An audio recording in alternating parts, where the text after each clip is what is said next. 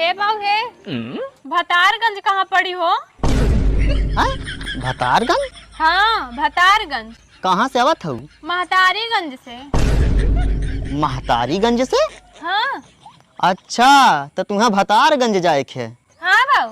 तो ऐसा है भौजी, यहाँ से जाबू तो सबसे पहले एक हरजाईपुर गांव मिली। हरजाईपुर? हाँ, और ओकरे तनिकी दूरे जाबू तो एक छिनार चौराहा मिली।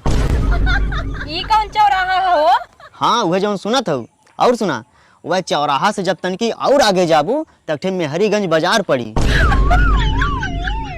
मेहरीगंज बाजार के ठीक 10 किलोमीटर बाद भतारगंज हैये है। कहो बाऊ, तब तो बड़ा लाम हवे, हमें जाते जात रात हो जाई। अब इतना दूरे है तो रात तो होबे करी भौजी। तब हो बाऊ, हम अकेला हइयो हई, पैदल जहू के है, अब का करी? का करबी, जात है जो।